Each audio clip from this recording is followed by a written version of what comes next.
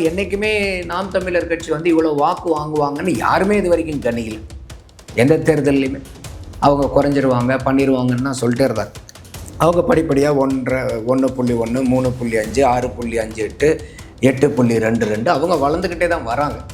So நானும் வந்து இந்த தேர்தலில் வந்து ரொம்ப ஆரம்பத்துலேருந்தே சொல்லிட்டு இருந்தது தான், எந்த அளவுக்கு வந்து நாம் தமிழர் கட்சி வந்து இந்த தேர்தலில் அவங்களுடைய வாக்கு சதவீதத்தை தக்க வச்சுக்கிறாங்களா இல்லை தக்க வச்சு அடுத்த கட்டத்துக்கு நவர்றாங்களாங்கிறத நம்ம பார்க்கணும். இந்த தேர்தலில் வந்து அவங்களுடைய வாக்கு வங்கியை தக்க வச்சாவே ஒரு பெரிய சாதனை தான் அது. தமிழகத்தில் அங்கீகரிக்கப்பட்ட 3வது பெரிய தமிழக கட்சி ரீஜனல் பார்ட்டி நாம் தமிழர். டிவிக்கே புதுசாக வராங்க, பெரிய ஃபோர்ஸோடு வராங்கங்கிறதுலாம் எனக்கு மாற்று கருத்து இல்லை. அவங்கள தனியாக டிவிக்கேன்னு போடும்போது ஏற்கனவே இருந்த கட்சி அங்கீகரிக்கப்பட்டு 8.2% வந்து மக்களால் அங்கீகரிக்கப்பட்டது. அப்படி இருக்கும்போது நாம் தமிழரை வந்து தனியாக லிஸ்ட் அவுட் பண்ணணும். அவங்க இன்றைக்கி நேஷ்னல் மீடியா முதல் கொண்டு எல்லாருமே அதை வந்து லிஸ்ட் அவுட் பண்ணி ஆகணும். ஸோ இது என்னுடைய கருத்தை நான் வேறு ஒரு தனியார் இதுக்கு பண்ணும்போதும் நான் என்னோடய கருத்தை தெரிவிச்சிருந்தேன். இது வந்து ஒரு சரியான போக்கு இல்லை. நீங்கள் சொன்ன மாதிரி இந்த எக்ஸிட் போல் நிறைய எக்ஸிட் போல் வந்துட்டுருக்கு. ஒரு 14-15 எக்ஸிட் போல் வந்திருக்கு. ஸோ அந்த 14-15 எக்ஸிட் போலை நம்ம பார்க்கும்போது எதுவுமே வந்து ஒரு கன்க்ளூசிவாக இல்லை. இப்படி தான் அப்படின்னு முடிவு பண்ண ட்ரெண்டு வந்து சில வந்து இந்த பக்கம் இழுக்குது, சிலது இந்த பக்கம் இழுக்குது, சிலது வேற ஒரு பக்கம் இழுக்குது அப்படின்னு. அப்போ எல்லாத்துக்குமே வந்து பார்த்தீங்கன்னாக்கா அந்த நம்பர் என்ன சொல்லுது, நீங்கள் எடுத்த சர்வே என்ன சொல்லுதோ அதை நீங்கள் வந்து அதாவது அந்த செஃபாலஜிக்கல் ப்ராசஸில் என்னென்ன இருக்கோ அதுக்கு உட்பட்டு நீங்கள் எல்லா கால்குலேஷனும் எடுத்து பண்ணி நீங்கள் அந்த நம்பர் சொல்லக்கூடியதை தான் நீங்கள் சொல்லணும். அதை விட்டுட்டு நீங்கள் எல்லாம் மக்கள் சொன்னதுக்கப்புறம் உங்களுக்கு ஒரு கருத்து இருந்து அதை வந்து இந்த மக்களுடைய கருத்து மேலே வந்து திணிக்கக்கூடாது. முதல்ல வந்து பார்த்திங்கன்னா சீமானவர்கள் நம்மளே பல நேரம் பேசியிருக்கிறோம், காரைக்குடி சீமானவர்களுக்கு பெரிய அட்வான்டேஜாக இருக்குது. ரைட். ஏன்னா அந்த இடத்துல வந்து இப்போ 4 முனை போட்டியாக மாறுச்சு. அப்போ இந்த 4 முனை போட்டியாக இருக்கிறனால கட்டாயம் வந்து சீமானவர்கள்னால ஒரு பெரிய தாக்கத்தை அந்த இடத்துல ஏற்படும். ஏன்னா அவர் வந்து ஒரு முதல்வர் வேட்பாளர். ஸோ அதனால் வந்து அந்த தொகுதியில் வந்து நம்ம ஒரு குரல் ஓங்கி ஒலிக்கக்கூடிய குரல் இருக்குங்கிறது சாதாரணமாகவே வாக்கு செலுத்துகிறவங்களுக்கு இருக்கும். நம்மளுடைய எண்ணம் என்னென்னா அந்த தொகுதி வந்து சீமானவர்கள் வெற்றி பெற்று வந்தாருன்னா ஒரு நல்ல அசம்பிளியில் கேள்வி கேட்குறதுக்கு ஒரு அருமையான ஒரு எம்எல்ஏ நமக்கு கிடைப்பாருங்கிறது என்னுடைய பார்வை. பட் அந்த மக்கள் என்ன முடிவெடுக்கிறாங்கிறத நம்ம பொறுத்திருந்து பார்க்கணும். அதோட கடைசி நேரத்தில் என்ன நடந்துச்சுனாக்கா,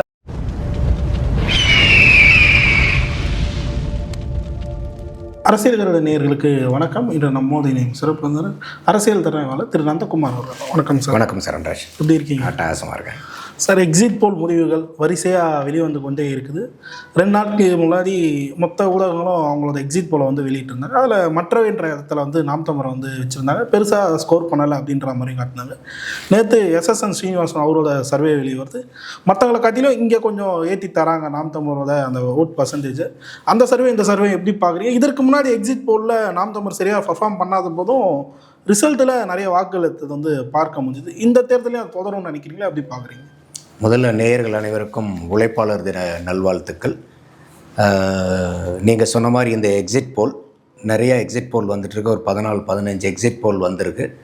ஸோ அந்த 14-15 எக்ஸிட் போல் நம்ம பார்க்கும்போது எதுவுமே வந்து ஒரு கன்க்ளூசிவாக இல்லை. இப்படி தான் அப்படின்னு முடிவு பண்ண ட்ரெண்டு வந்து சில வந்து இந்த பக்கம் இழுக்குது, சிலது இந்த பக்கம் இழுக்குது, சிலது வேற ஒரு பக்கம் இழுக்குது. அதனால் வந்து அதுவும் நிறையா வந்து கேள்விகளுக்கு உட்பட்டதாகவும் சில சர்வேக்கள் நிறையா கேள்வி கேட்கப்படுது. இப்போ நீங்கள் கூட எஸ்எஸ்என் சொன்னீங்க, அவரே கூட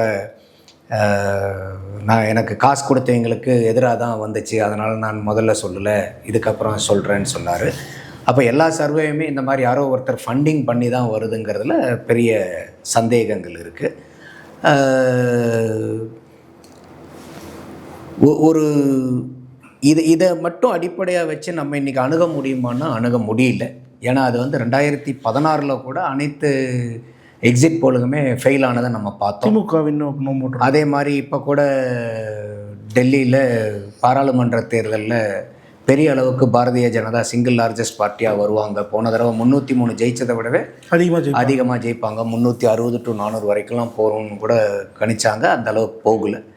ஸோ அப்போது இந்த கருத்து கணிப்புகள் எல்லாமே இது காரணம் வந்து அவங்க பொய் பேசுகிறாங்கன்னு நான் சொல்ல வரல. ஃபண்டிங் பண்ணுறனால உடனே காசை வாங்கிட்டு சொல்கிறாங்கன்னு சில இது அர்த்தம் இல்லை. அவங்க எடுக்கக்கூடிய மெத்தடாலஜி எப்படி இருக்குது, அவங்களுடைய சாம்பிளிங் எப்படி இருக்குது, ஸ்ட்ராட்டிஃபைட் சாம்பிளிங்காக இருக்குது, அது நிறையா ப்ராசஸ் எல்லாம் இருக்குது.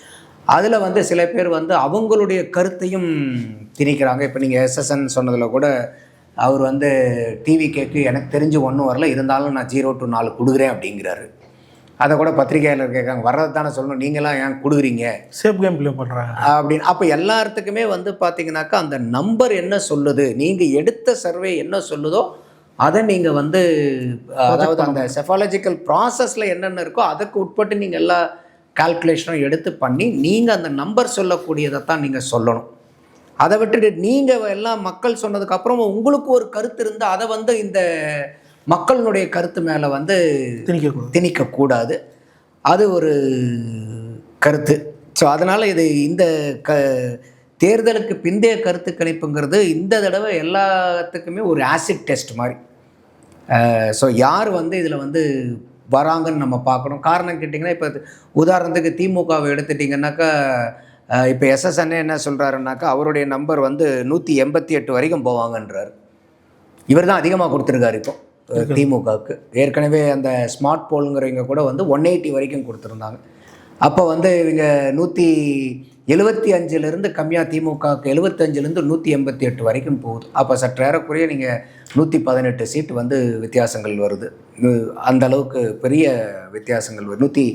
ஆல்மோஸ்ட் 23 சீட்டு வந்து வித்தியாசங்கள் வருது. அதிமுகவுக்கு 22 147 வரைக்கும் போகுது. 125 சீட்டு வித்தியாசங்கள் வருது. தாவேக்காவுக்கு வந்து 4 சீட்டிலிருந்து 120 சீட்டு வரைக்கும் போகுது. 116 சீட்டு வித்தியாசம் வருது. நான் சொல்கிறது வந்து ஒரு போலில் எது கம்மியாக வருது எது அதிகமாக வருது அப்படி சொல்கிறேன். அப்போ இந்த அளவுக்கு வந்து சீட் ஸ்ப்ரெட் இருக்குது. அப்போ இந்த ஸ்ப்ரெட் இவ்வளோ அகலமான ஸ்ப்ரெட் இருக்கும்போது, பெரிய கேப்பாக இருக்கும்போது, இது வந்து நமக்கு ஒரு டைரக்ஷனை கொடுக்கல. நிச்சயமாக. ஸோ அதனால் வந்து இப்போ மே 4 வரப்போகிற ரிசல்ட்டை வந்து இன்றைக்கி 14-15 எக்ஸிட் போல் வந்தால் கூட அதை மட்டும் நம்ம கிரகிச்ச இந்த கட்சி இப்போ ஜெயிச்சிருங்க அப்படின்னு சொல்கிறதுக்கு வாய்ப்பு இல்லாத அளவுக்கு இருக்குது. அதாவது எப்பயுமே எக்ஸிட் போலை பொறுத்த வரைக்கும் நம்ம வந்து ஒரு டைரக்ஷன் கணிக்கலாம், அளவை கணிக்க முடியாது. இப்படி போகுதுன்னு கணிக்கலாம். ஆனால் இப்போ இந்த இதில் கூட இப்படித்தான் போகுங்கிறது கூட கணிக்க முடியல. அந்த அளவுக்கு வந்து வித்தியாசங்கள் வருது. ஸோ அப்படி தான் நான் பார்க்குறேன். இந்த எக்ஸிட் போல் வந்து மக்கள் கருத்துக்களை கட்டாயம் பிரதிபலிச்சிருக்கா, இல்லை அந்தந்த போல் ஹவுசஸ்னுடைய எண்ணங்களை பிரதிபலிச்சிருக்கான்னு நம்ம மே 4 வந்தால் தான் தெரியும். அதே மாதிரி நீங்கள் சொன்ன மாதிரி என்றைக்குமே நாம் தமிழர் கட்சி வந்து இவ்வளோ வாக்கு வாங்குவாங்கன்னு யாருமே இது வரைக்கும் கணிக்கல. எந்த தேர்தல்லையுமே அவங்க குறைஞ்சிருவாங்க பண்ணிடுவாங்கன்னு தான் சொல்லிட்டே இருந்தாங்க. அவங்க படிப்படியாக 1.1, 3.5, 6.58, 8.22 அவங்க வளர்ந்துக்கிட்டே தான் வராங்க. ஸோ நானும் வந்து இந்த தேர்தலில் வந்து ரொம்ப ஆரம்பத்துலேருந்தே சொல்லிட்டு இருந்தது தான், எந்த அளவுக்கு வந்து நாம் தமிழர் கட்சி வந்து இந்த தேர்தலில் அவங்களுடைய வாக்கு சதவீதத்தை தக்க வச்சுக்கிறாங்களா, இல்லை தக்க வச்சு அடுத்த கட்டத்துக்கு நவர்றாங்களாங்கிறத நம்ம பார்க்கணும். இந்த தேர்தலில் வந்து அவங்களுடைய வாக்கு வங்கியை தக்க வச்சாவே ஒரு பெரிய சாதனை தான் அது. நிச்சயமாக. ஸோ அந்த வகையில் இந்த மே 4 வந்து நம்மளை மாதிரி எல்லாத்துக்குமே அரசியலை உற்று நோக்கக்கூடிய ஆட்கள் எல்லாமே, கட்சி போட்டியாளர்கள் மட்டும் இல்லை, வேட்பாளர்கள் மட்டும் இல்லை, கட்சிக்காரங்க நம்மளை மாதிரி ஆளுகளுக்கும் எப்பாடா 4 வரும் வேற உடனே எண்ணி தொலைஞ்சிங்கன்னா கூட பரவாயில்ல, ஏன் இப்படி பக்குன்னு வச்சிருக்கீங்கிற அளவுக்கு இன்றைக்கி வந்து ஒரு ஒரு திக் அப்படின்பாங்க பாருங்க.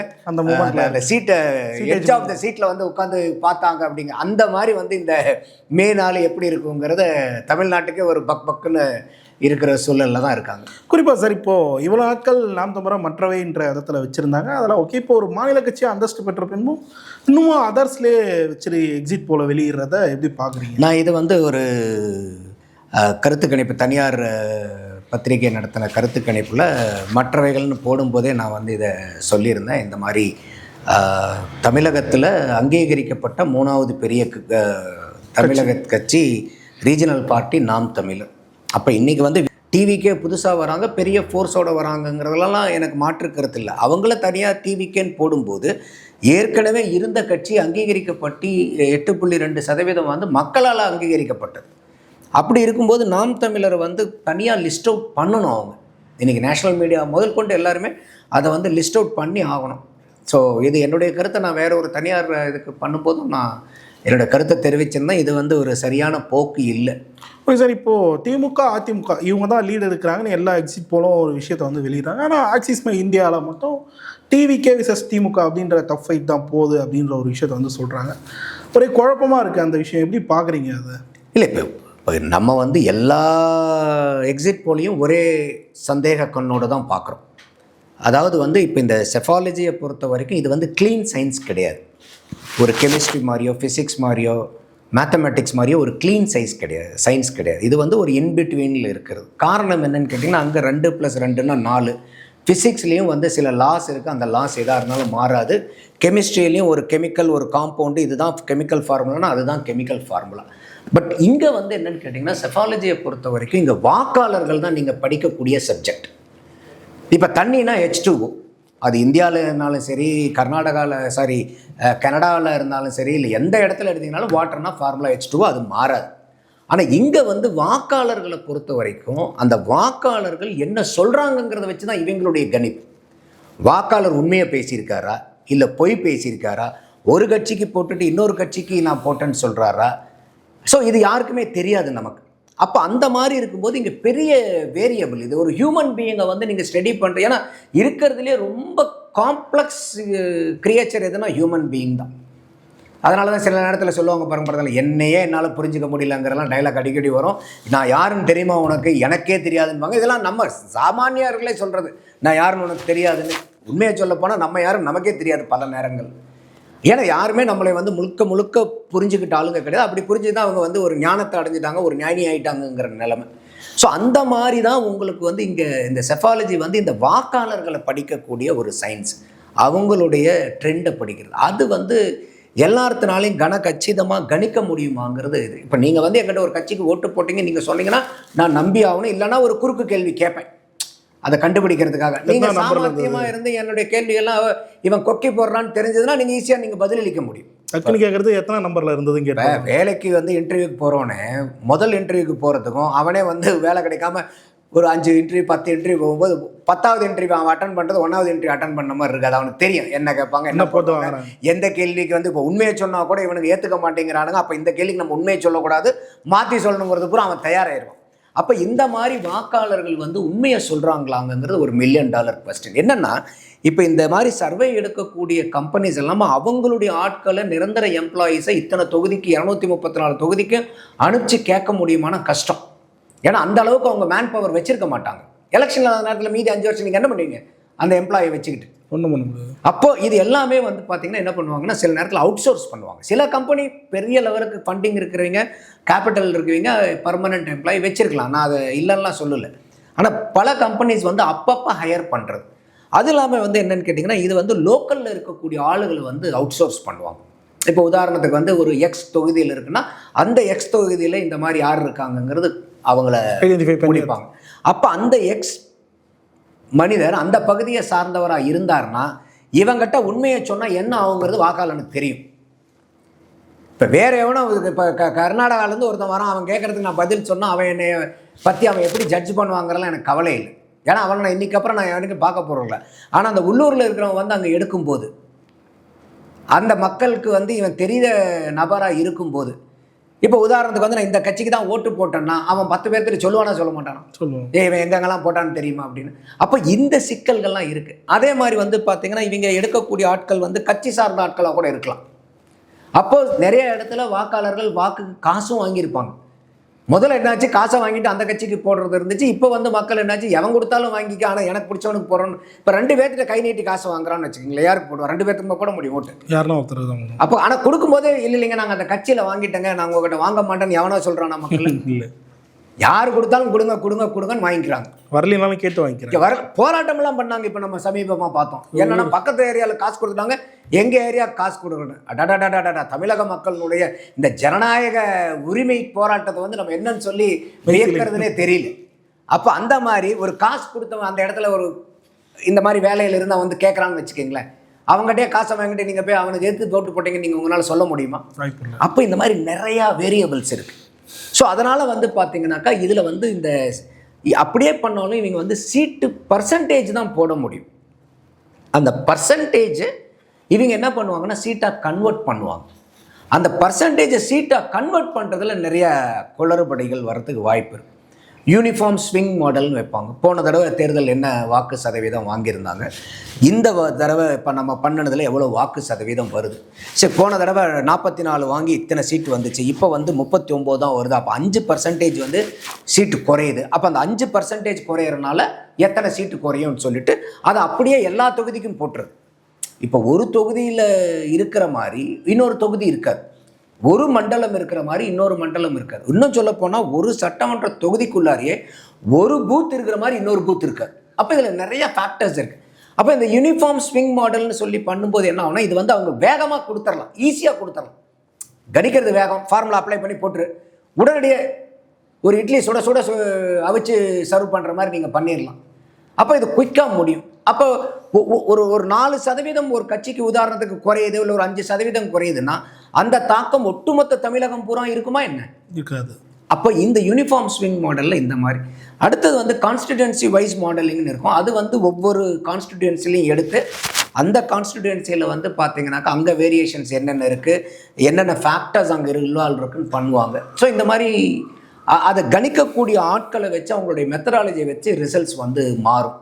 அதே மாதிரி இந்த எடுக்கக்கூடிய நபர்களுடைய திறன் இருக்குது பார்த்தீங்களா, அந்த எக்ஸிட் போல் வந்து எடுக்கிறாங்கல்ல. இப்போ உதாரணத்துக்கு வந்து தமிழ்நாட்டில் 234 தொகுதியில் ஒரு தொகுதிக்கு ஒரு ஆள் போதுமா?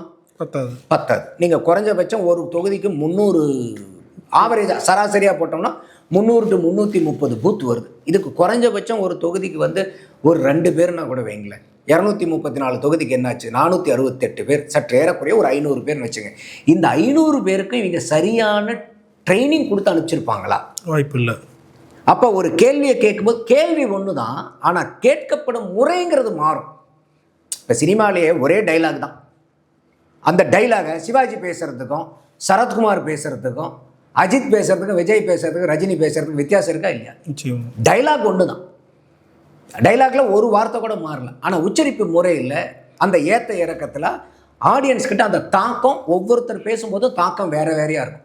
அந்த மாதிரி இந்த எனுமரேட்டர்ஸ்ன்னு சொல்லக்கூடிய நபர்கள் எந்த அளவுக்கு அவங்கள ட்ரெயின் பண்ணி அனுப்பிச்சிருக்காங்க. அப்போது அவங்க சரியான முறையில் போய் கேள்வி கேட்குறாங்களா, அதுக்கப்புறம் அந்த கேள்விகள் கேட்கும்போது அவங்க எப்படி அந்த பதிலை உள்வாங்கி அதை பதிவு பண்ணுறாங்க. இப்போ நேரடி கேள்வியாக இருந்தால் பரவாயில்ல, டக்குன்னு சொன்ன உடனே நீங்கள் யாருக்கு போட்டிங்கம்மா இந்த ரைட் டிக் பண்ணிடலாம். சில கேள்விகள் வந்து பார்த்திங்கன்னா அவங்க பதில் சரியாக வராத போது அந்த பதிலை கொண்டு வர்றதுக்காக நாசுக்காக ஒரு 3-4 கேள்விகள் இருக்கும். அந்த 3-4 கேள்விகள் கேட்கும்போது நான் சொல்ல மாதிரி வாக்காளர் புத்திசாலியாக இருந்தால் அவன் அதையும் கண்டுபிடிச்சி உங்களையே மடைமாற்றிடுவான். இல்லைன்னா அவன் சொல்லுவான் அந்த மடைமாற்றல் கேள்விகளுக்கு வாக்காளர் கொடுக்கக்கூடிய பதிலை ஆராய்ந்து அதை நீங்கள் பதியறதுக்கு அந்த எனுமரேட்டர்ஸ் கிட்ட அந்த அளவுக்கு போதிய அறிவுன்னா நான் அதை மோசமான ஆட்கள்னு சொல்ல வரல, அந்த அளவுக்கு பயிற்சி கொடுத்துருக்கீங்களா, எப்படி கொடுத்தா எப்படி பண்ணணுங்கிறது. அப்போ இதெல்லாம் வந்து பார்த்தீங்கன்னா ஒரு பர்மனெண்ட் எம்ப்ளாயி வச்சு பண்ணுறீங்களால முடியும். ஏன்னா த்ரூ அவுட் த இயர் சிஸ்டத்துலேயே இருக்காங்க, அவங்களுக்கு ரெகுலராக ட்ரைனிங்கு டெவலப்மெண்ட் ப்ரோக்ராம் எல்லாமே பண்ணிகிட்டே இருப்பாங்க. திடீர்னு நீங்கள் அவுட் சோர்ஸ் பண்ணும்போது, இப்போ உதாரணத்துக்கு வந்து இந்த தொகுதியில் வந்து இப்போ உங்களை அவுட் சோர்ஸ் பண்ணுறாங்கன்னு வச்சுக்கோங்க. உங்களால் போய் ஒன்றும் இல்லை சரண்ராஜ் போய் இந்த கேள்விக்கு இந்த பதிலை கட்டுவாங்க. ஆனால் நம்ம சர்வே எப்படி பண்ணணும் என்ன எதுங்கிறது பூரா நமக்கு தெரியுமா? நீங்கள் டிவி இன்டர்வியூவில் எடுக்கிறதுல கில்லாடி. ஆனால் நீங்கள் போய் ஒரு வாக்காளன்ட்டு எனுமரேஷன் பண்ணுறதுல உங்களுக்கு அந்த ஸ்கில் பத்துமானா பத்தாது. அப்போ இத்தனை கேப் வந்து இதில் இருக்குது. அதனால தான் நம்ம எப்பயுமே இந்த எக்ஸிட் போல வந்து நம்ம ஒரு ஒரு சந்தேக பார்வையோடைய முழுக்க நம்ம அதை புறந்தள்ளணுங்கிற அவசியமும் இல்லை, அதே சமயம் முழுக்க ஏற்றுக்கணுங்கிற அவசியம் கிடையாது. பார்த்துட்டு அதில் நமக்கு மக்கள்கிட்ட என்ன குரல்கள் வருது, நம்மளுடைய அனுமானம் என்ன இருக்குது, அது கூட ஒத்து வருதா இல்லையாங்கிறது இது வந்து ஒரு யார்ட் ஸ்டிக் மாதிரி வச்சுக்கலாம், அவ்வளோதான். புரியுது. அதனால் அதே முழுக்க அதுதான் ரிசல்ட்டு அப்படிங்கிறது கிடையாது. ஒரு செய்தி வந்து இறுதியாக ஒரே வரைக்கும் சார், இப்போ காரைக்குடி கான்ஸ்டிடுவன்சி மட்டும் இருக்கும்போது அங்கே சில பேர் எடுத்த அந்த லோக்கல் பாடிஸ் எக்ஸிட் போல வந்து ட்விட்டரில் நிறைய பார்க்க முடியுது. அங்கே ஒரு டஃப் ஃபைட் சீமான் கொடுக்குறாரு அப்படின்ற ஒரு விஷயத்தையும் சொல்கிறாங்க. வெற்றி எளிதல்ல அப்படின்ற மாதிரி ஒரு விஷயத்தையும் சொல்கிறாங்க. நீங்கள் எப்படி பார்க்குறீங்க அதை? இல்லை, முதல்ல வந்து பார்த்திங்கன்னா சீமான் அவர்கள் நம்மளே பல நேரம் பேசியிருக்கிறோம், காரைக்குடி சீமான் அவர்களுக்கு பெரிய அட்வான்டேஜாக இருக்குது. ரைட். ஏன்னா அந்த இடத்துல வந்து இப்போ 4 முனை போட்டியாக மாறிச்சு. காங்கிரஸ் ஏற்கனவே அங்கே மாங்குடி இருக்கார், அடுத்தது தாவேகா நிற்கிது, அதிமுக ப்ளஸ் அமமுக. போன தடவை வந்து அந்த 2 அமமுகவும் அதிமுகவையும் வாங்கினதை எடுத்தோம்னா ஈஸியாக அதிமுக அந்த இடத்த பிடிக்குது. பாஜகவும் இல்லை அமமுகவுடைய அமமுகவும் பாஜகவும் போட்டி போட்டாங்க.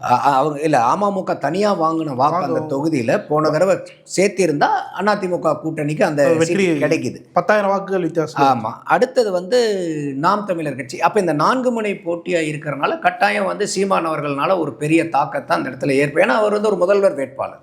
ஸோ அதனால் வந்து அந்த தொகுதியில் வந்து நம்ம ஒரு குரல் ஓங்கி ஒலிக்கக்கூடிய குரல் இருக்குங்கிறது சாதாரணமாகவே வாக்கு செலுத்துகிறவங்களுக்கு இருக்கும். அதுதான் நம்மளுடைய பார்வை. ஆனால் கடைசி நேரத்தில் என்ன நடந்துச்சுனாக்கா, உள்ளடி வேலை வந்து காங்கிரஸ்காரங்க வந்து தாவேகாக்கு ஓட்டை வந்து ஷிஃப்ட் பண்ணுற வேலையை பார்த்தாங்க. அது கூட நிறைய இடத்துல நம்மளே பேசியிருந்தோம். அந்த ஆடியோ மெசேஜ் வந்து அந்த வேட்பாளர் தாவேகா வேட்பாளருடைய அப்பா வந்து அவருடைய நண்பர்கள் காங்கிரஸ் இருக்கிறவங்களை வச்சு, அது ஊர் பேர் வந்து அவருடைய பேர் வரும், பேர் மறந்து வச்சு. ஸோ அவர் வந்து தனியாக நின்று இண்டிபெண்ட் கேண்டிடேட்ஸ்க்கெலாம் ஃபோன் பண்ணி நீங்கள் இங்கே வந்து வேலை பாருங்கள், உங்களுக்கு பண்ணுறதை நாங்கள் பண்ணிடுறோம், என்ன செய்யணுமோ அதை செஞ்சிடறோம், வாக்குகளை. இப்போ சில பேர் அதில் ஒருத்தர் சொல்கிறார், இல்லை நான் தாங்க போன தடவை நின்று அதிகமாக வாங்கின சுயேட்சை வேட்பாளர் நான் தாங்கன்னு அவர் வீராசமே சொல்கிறார். அவர் சுதாரிச்சுக்கிட்டே, இல்லைங்க நீங்கள் வாபஸ்லாம் வாங்க வேண்டாம், அந்த வாக்கை மட்டும் இங்கே மாற்றி விட்ருங்க போதும், நீங்கள் வாபஸ்லாம் வாங்க வேண்டாம், எனக்கு போடாதீங்க, நீங்கள் இந்த வாக்கை மட்டும் இங்கே மடைமாற்றி விட்டுருங்கன்ட்டு.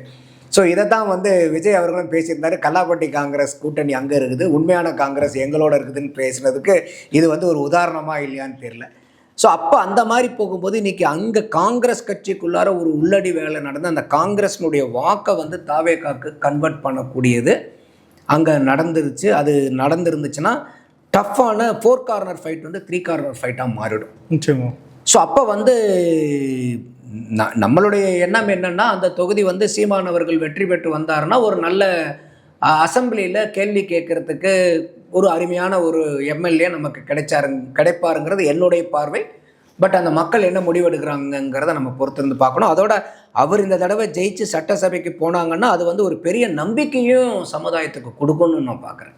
சார் பல்லர் கேள்வி தெளிவாக நேரத்துக்கு நன்றி சார். நன்றி சார்.